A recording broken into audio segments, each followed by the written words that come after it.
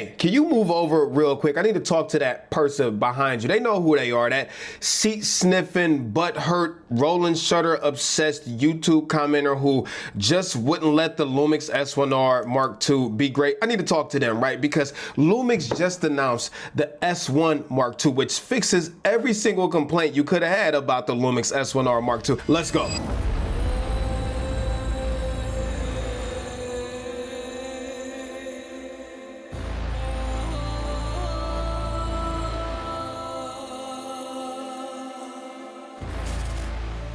What up, y'all? It's Tyson here, and I'm back for another video. Hope you're having a fantastic day so far. Remember to be thankful for your freaking life today because you didn't have to have it and you chose to spend your morning with me, and I really appreciate that. I agree my intro might have been a little bit over the top, but neither here nor there. Let's get into this new LUMIX S1 Mark II. A few housekeeping items. First, LUMIX did fly us out to Austin, Texas to give us the camera. We got a chance to test it. We ate some freaking amazing barbecue, and we brought the camera back to test it even further. However, LUMIX gets no input on these videos. We're not paid. We're not sponsored. Well, this video is sponsored by Artlist, but by LUMIX, no. And I have no input whatsoever on this video. I know you freaking soy boys are gonna be all in the comments the moment I say something positive about this camera and say, oh, Terry's a paid shill and all that. Please just shut up, okay? This video is my opinions, my thoughts. Nobody told me to say anything. I'm not under any requirements to make this video, and I'm gonna say what I want to say, okay? Now, I want to start this video off actually by talking about this camera, the LUMIX S1ii Mark II. I do acknowledge that there are some people who the S1ii Mark II is not for, and that's okay, y'all.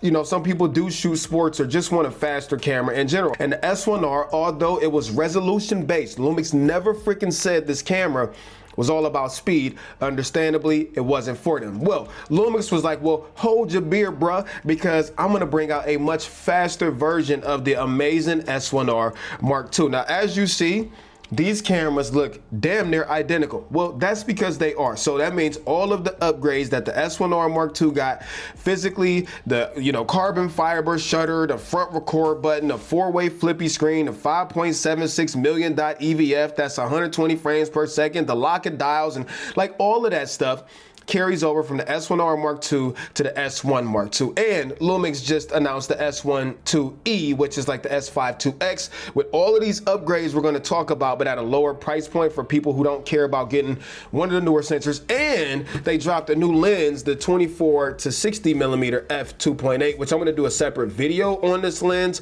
but this lens is fantastic. It comes in at a very respectable price point. Now, unlike the S1R Mark II and its 8K shoot 44 megapixel having self, well, it trades that out for a 24 megapixel partially stacked sensor. You're probably like, oh, I heard that sensor before. Yeah, we believe it to be the same one that's in the Nikon Z6 Mark III. However, I do want to say this about LUMIX some kind of way. Okay, they take the same sensors that everybody else uses and they literally squeeze the freaking piss out of them, and that's what they did with the S1 Mark II, just like they did with the S1R Mark II. Anyways, let's talk about this sensor, and I'm gonna actually start with photography first. Let me grab my laptop. Now, some of you might remember that the S1R Mark II could shoot 40 frames per second an electronic shutter, which at the beginning we were like, yo, that's freaking crazy, right? However, because the camera did not have the fastest rolling shutter, and I showed this in my video, so y'all can't say I tried to hide it. I freaking showed you samples of it. Yes, it didn't work that well because the readout speed of that sensor was just too slow to be able to keep up with the movement and all that other stuff. So it caused like warping and jello effects and all that stuff, which we've seen that on a ton of other cameras that have slower readout sensors.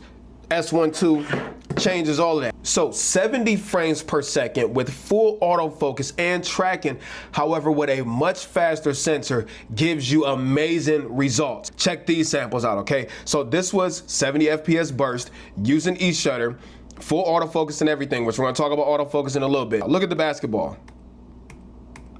No deformations.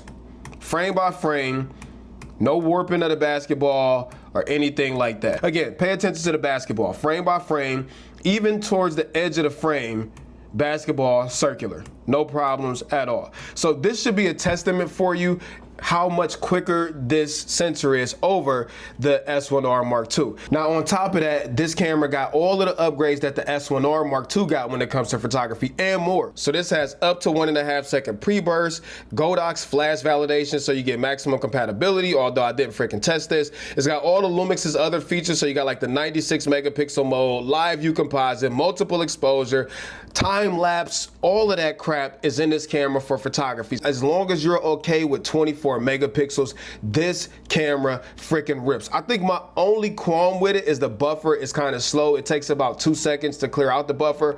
But aside from that, when it comes to sports, I've shot track and field with it, like I just said, basketball, some of the other sports and all that stuff, and it's kept up with no freaking problem. Now that was just photography. We need to talk about video because they added in a crap ton, and honestly the S1 II could do things that the S1R Mark II just can't. I'm getting tongue tied simply because it's just a way faster sensor. But before we get into that, I need to tell you about this new feature Artlist just added. So one of the things that makes me the most upset with like creating videos online, especially with the social networks, because they want you to use the trending audio, or they encourage you to, right, is when you use it and then they freaking copyright claim you and then they mute it. Like, what was the point of letting me use it?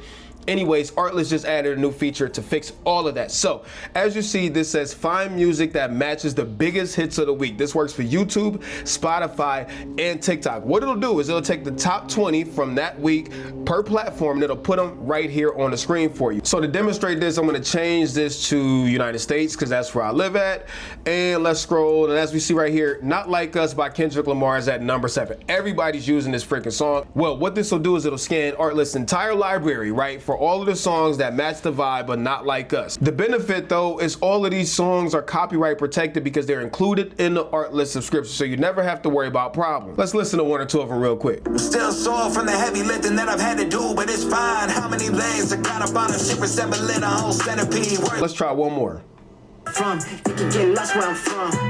Gotta be a bus where I'm from. Hey, Both Kendrick vibes, so I can use any of these songs in my projects. All I gotta do is download it and add it and never have to worry about copyright issues. And of course, Artlist offers everything else for creators. They have the tools, the plugins, the sound effects, the LUTs, the AI voiceover, music, all of that stuff. And if you use the link in the description and you sign up for the Artlist Max plan, which you should because everything is included in that plan, I can actually save you 2 months free on the annual subscription. So hit the link in the description right after this video, try out Artlist, sign up using the link, thank me later. Thank you to Artlist for sponsoring this video. Now let's talk about resolutions, codecs, video performance, all of that stuff. The first thing I'm gonna say is, remember y'all, this camera borrows everything from the S1R Mark II. So false color, anamorphic D-squeeze options, the cropless stabilization, like all of that stuff, including everything else that Lumix gives you in their freaking cameras, which is not talked about enough. First, I want to talk about dynamic range. Now, the S1R Mark II in its dynamic range expansion mode could pull about 14 stops of dynamic range. Usable is a different story. You can head over to Gerald's videos and nerd out with him and his freaking Imatest and Xyla 21 and Xylophone 49s and all of that other stuff, okay?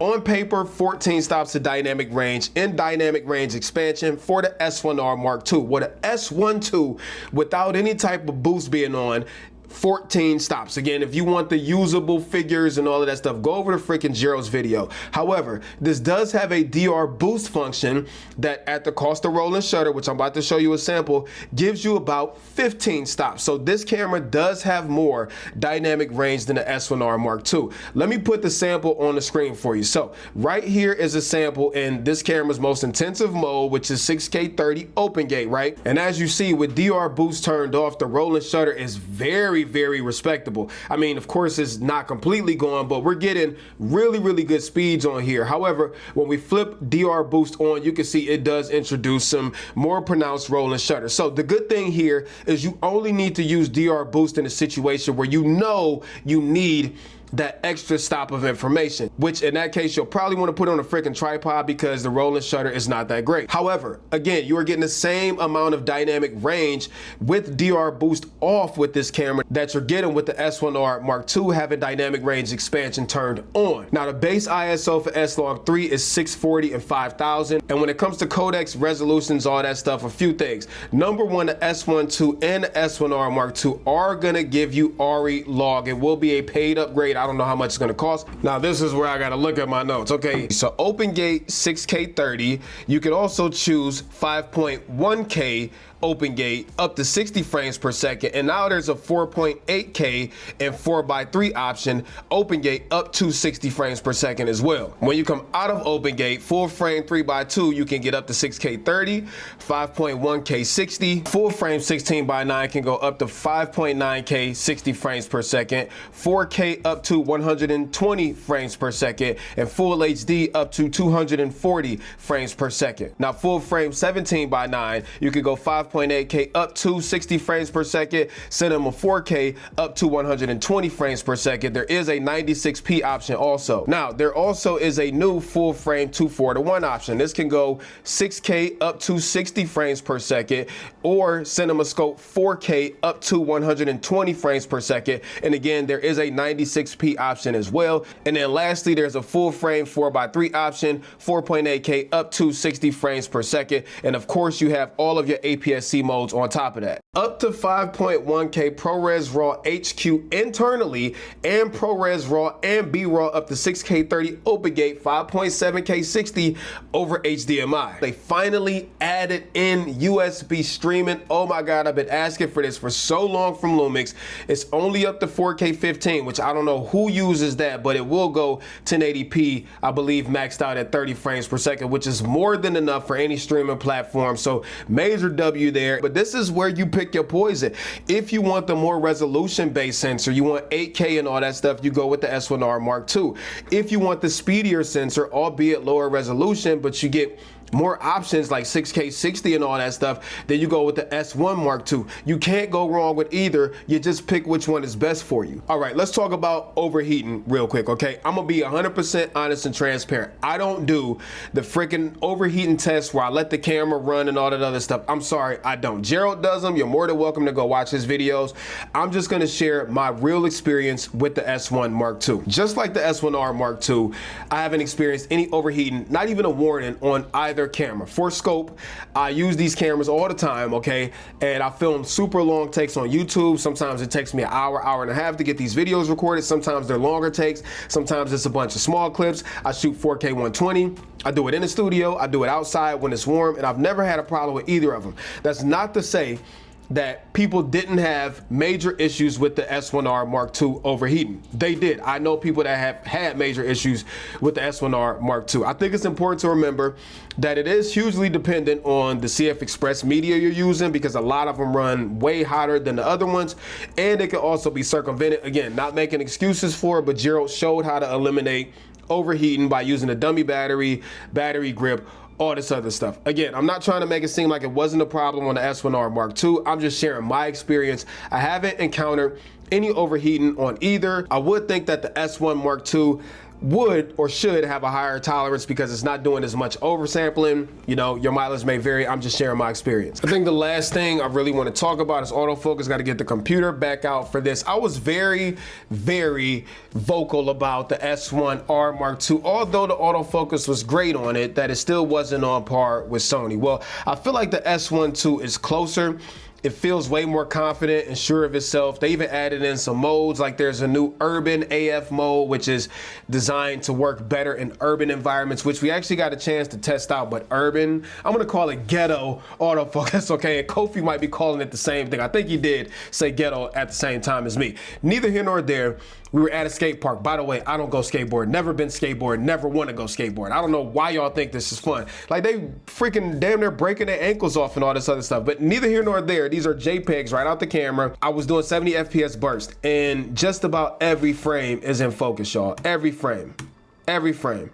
These are really, really good. The autofocus is sticky, it's predictable. Autofocus in Lumix cameras does take a little bit more to get it working how you want it to, but that also gives you more customizability.